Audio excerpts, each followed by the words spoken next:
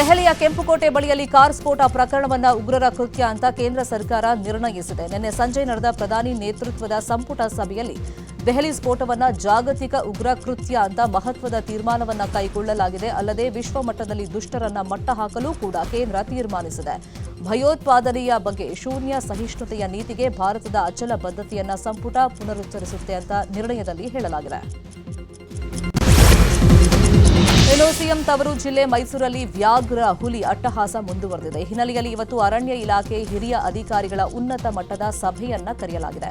ಸಂಜೆ 5 ಗಂಟೆಗೆ ವಿಧಾನಸೌಧದಲ್ಲಿ ಸಭೆ ನಡೆಯಲಿದ್ದು ಅರಣ್ಯ ಸಚಿವ ಈಶ್ವರ್ ಖಂಡ್ರೆ ಸೇರಿದಂತೆ ಹಲವರು ಪಾಲ್ಗೊಳ್ಳುತ್ತಾರೆ.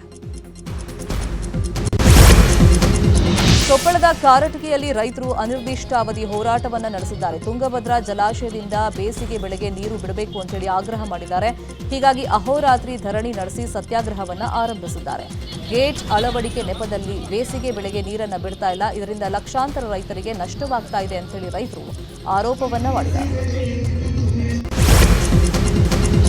ರಾಜ್ಯ ಕಾಂಗ್ರೆಸ್ ಸರ್ಕಾರದ ಮಹತ್ವಾಕಾಂಕ್ಷೆಯ ಯೋಜನೆ ಜಿಬಿಐಟಿ ಯೋಜನೆಯನ್ನು ವಿರೋಧಿಸಿ ಬಿಡದಿ ಭಾಗದ ರೈತರು ಹೋರಾಟವನ್ನ ಮಾಡ್ತಾ ಇದ್ದಾರೆ.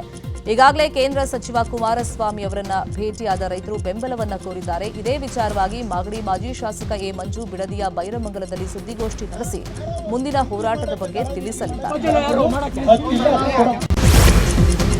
ಕೋಲಾರದ ಬಂಗಾರಪೇಟೆಯ ಎಪಿಎಂಸಿ ಮಾರುಕಟ್ಟೆ ಆವರಣದಲ್ಲಿ ಪೂರ್ವಾನುಮತಿ ಇಲ್ಲದೆ ಮರಗಳನ್ನು ಕಡಿಯಲಾಗಿದ್ದು, ಈ ಬಗ್ಗೆ ಕ್ರಮ ಕೈಗೊಳ್ಳಬೇಕು ಅಂತ ಪರಿಸರವಾದಿಗಳು ಆಗ್ರಹವನ್ನ ಮಾಡಿದರು. ಸದ್ಯ ಪ್ರಕರಣ ಸಂಬಂಧ ದೂರು ದಾಖಲಾಗಿದೆ. ಎಪಿಎಂಸಿ ಕಾರ್ಯದರ್ಶಿ ಶ್ರೀನಿವಾಸ್ ಹಾಗೂ ಮರಗಳನ್ನು ಕಡಿದ ಬಾಬು ಅನ್ನುವವರ ವಿರುದ್ಧ ದೂರು ದಾಖಲಾಗಿದೆ. 21 ವರ್ಷದ ಹಿಂದೆ ಕೊಲೆ ಮಾಡಿ ನಾಪತ್ತೆ ಆಗಿದ್ದವನನ್ನ ಪೊಲೀಸರು ಬಂಧಿಸಿದ್ದಾರೆ. ಕನಕಗಿರಿ ತಾಲೂಕಿನ ಬೈಲಕಂಪುರ ಪರಶುರಾಮ್ ಅಲಿಯಾಸ್ ರಾಮಣ್ಣ ಬಂಧಿತ ಆರೋಪಿ. ತನ್ನ ಪತ್ನಿ ಜೊತೆ ಅಕ್ರಮ ಸಂಬಂಧ ಹೊಂದಿದ ಕಾರಣಕ್ಕಾಗಿ 2004ರಲ್ಲಿ ದುರ್ಗಪ್ಪ ನಾಯ್ಕ್ ಎಂಬಾತನನ್ನ ಕೊಲೆ ಮಾಡಿ ಎಸ್ಕೇಪ್ ಆಗಿದ್ದ. ಆ ಬಳಿಕ ಬೆಂಗಳೂರಲ್ಲಿ ತಲೆಮರೆಸಿಕೊಂಡಿದ್ದ ಎನ್ನಲಾಗಿದೆ. ಸದ್ಯ ಆರೋಪಿಯನ್ನ ಬಂಧಿಸಲಾಗಿದೆ. ನಾನು ಹೆಸರಿಗೆ ಮಾತ್ರ ಬಿಜೆಪಿಯಲ್ಲಿ ಇದ್ದೀನಿ ಅಂತೇಳಿ ಮಾಜಿ ಶಾಸಕ ವರ್ತೂರು ಪ್ರಕಾಶ್ ಹೇಳಿದ್ದಾರೆ. ಬೆಂಗಳೂರಲ್ಲಿ ನಿನ್ನೆ ಕುರುಬರ ಸಂಘದ ಕಾರ್ಯಕ್ರಮದಲ್ಲಿ ಮಾತನಾಡಿದ ಅವರು, ಸಿದ್ದರಾಮಯ್ಯ ಅವರಿಗೆ ತೊಂದರೆ ಆದರೆ ಇಡೀ ಅಹಿಂದ ವರ್ಗ ಒಗ್ಗಟ್ಟಾಗಿ ನಿಲ್ಲಬೇಕು. ಮುಂದಿನ ದಿನಗಳಲ್ಲಿ ಸಿದ್ದರಾಮಯ್ಯ ಅವರ ಪುತ್ರ ಸಿಎಂ ಆಗಬೇಕು ಅಂತ ಹೇಳಿದ್ದಾರೆ. 2028ರವರೆಗೂ ಸಿದ್ದರಾಮಯ್ಯನವರೇ ಸಿಎಂ ಅಂತ ಜಮೀರ್ ಪುನರುಚ್ಚರಿಸಿದ್ದಾರೆ. ಬೆಂಗಳೂರಲ್ಲಿ ಮಾತನಾಡಿದ ಸಚಿವ ಜಮೀರ್, ರಾಜ್ಯದಲ್ಲಿ ಸಿಎಂ ಬದಲಾವಣೆ ಇಲ್ಲವೇ ಇಲ್ಲ, ಸಿಎಂ ಸ್ಥಾನ ಖಾಲಿ ಇಲ್ಲ, ಅಧ್ಯಕ್ಷ ಸ್ಥಾನವೂ ಖಾಲಿ ಇಲ್ಲ, 5 ವರ್ಷವೂ ಸಿದ್ದರಾಮಯ್ಯ ಸಿಎಂ ಆಗಿರ್ತಾರೆ. ಡಿಕೆ ಶಿವಕುಮಾರ್ ಪಕ್ಷಕ್ಕಾಗಿ ಕಷ್ಟಪಟ್ಟಿದ್ದಾರೆ, 2028ಕ್ಕೆ ಸಿಎಂ ಆಗಲಿ ಅಂತ ಹೇಳಿದ್ರು. ಇದಕ್ಕೆ ಪ್ರತಿಕ್ರಿಯೆ ಕೊಟ್ಟಿರುವಂತಹ ಡಿಕೆಶಿ, ನಾವು ಯಾರೂ ಬೇಜಾರು ಮಾಡ್ಕೊಂಡಿಲ್ಲ, ಒಗ್ಗಟ್ಟಿಂದ ಕೆಲಸ ಮಾಡ್ತೀವಿ ಅಂತ ಹೇಳಿದ್ದಾರೆ. ಮಲೆ ಮಹದೇಶ್ವರನ ಹುಂಡಿಯಲ್ಲಿ 2,70,00,000 ರೂಪಾಯಿಗೂ ಹೆಚ್ಚು ಕಾಣಿಕೆ ಹಣ ಸಂಗ್ರಹವಾಗಿದೆ.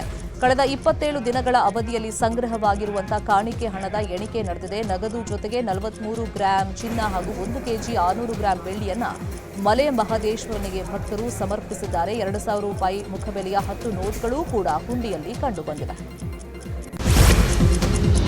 ಅಯೋಧ್ಯೆ ಶ್ರೀರಾಮ ಮಂದಿರದ ಮೇಲೆ ತ್ರಿಕೋನಾಕಾರದ ಧ್ವಜಾರೋಹಣ ಕಾರ್ಯಕ್ರಮ ನವೆಂಬರ್ 25ಕ್ಕೆ ನಡೆಯಲಿದೆ. ಪ್ರಧಾನಿ ನರೇಂದ್ರ ಮೋದಿ ಸೇರಿದಂತೆ ಗಣ್ಯರು ಇದರಲ್ಲಿ ಪಾಲ್ಗೊಳ್ಳುತ್ತಾರೆ. ಈ ಹಿನ್ನೆಲೆಯಲ್ಲಿ ಸಾರ್ವಜನಿಕರಿಗೆ ದೇವರ ದರ್ಶನಕ್ಕೆ ಅವಕಾಶ ಇರೋದಿಲ್ಲ. ಭದ್ರತೆಯ ದೃಷ್ಟಿಯಿಂದ ಈ ನಿರ್ಧಾರವನ್ನು ಕೈಗೊಳ್ಳಲಾಗಿದೆ. ಈಶಾನ್ಯ ತೈವಾನ್ನ ಇಯಾನ್ನಲ್ಲಿ ಭೀಕರ ಮಳೆಯಾಗ್ತಾ ಇದೆ. ಎಡೆಬಿಡದೆ ಸುರಿಯುತ್ತಿರುವಂತಹ ಮಳೆಯಿಂದ ಜನ ತತ್ತರಿಸಿ ಹೋಗಿದ್ದಾರೆ. ಇತ್ತ ಸೌದಿ ಅರೇಬಿಯಾದ ಮೆಕ್ಕಾದ ಪೂರ್ವ ಭಾಗದಲ್ಲೂ ಭಾರೀ ಮಳೆಯಾಗ್ತಾ ಇದೆ. ದಿಢೀರ್ ಮಳೆಯಿಂದ ತಗ್ಗು ಪ್ರದೇಶದಲ್ಲಿ ನೀರು ನುಗ್ಗಿದ್ದು ವಾಹನಗಳು ಕೊಚ್ಚಿಕೊಂಡು ಹೋಗಿವೆ. ಆಮೇರ್ ರಾಜ್ಕುಮಾರ್ ಹಿರಾನಿ ಕಾಂಬಿನೇಷನ್ನಲ್ಲಿ 3 ಇಡಿಯಟ್ಸ್ ಪಿಕೆ ಬಂದು ಸೂಪರ್ ಹಿಟ್ ಆಗಿದ್ವು. ಅದೇ ಮ್ಯಾಜಿಕ್ ಮಾಡೋದಕ್ಕೆ ಈ ಜೋಡಿ ದಾದಾ ಸಾಹೇಬ್ ಪಾಲ್ಕೆ ಕುರಿತ ಸಿನಿಮಾ ಮಾಡ್ತಿದೆ ಎಂಬ ವರದಿಯಾಗಿತ್ತು. ಆದ್ರೀಗ ಈ ಸಿನಿಮಾ ನಿಂತು ಹೋಗಿದೆ ಅನ್ನೋ ಮಾಹಿತಿ ಬಾಲಿವುಡ್ ಮೂಲಗಳಿಂದ ಕೇಳಿಬರ್ತಾ ಇದೆ.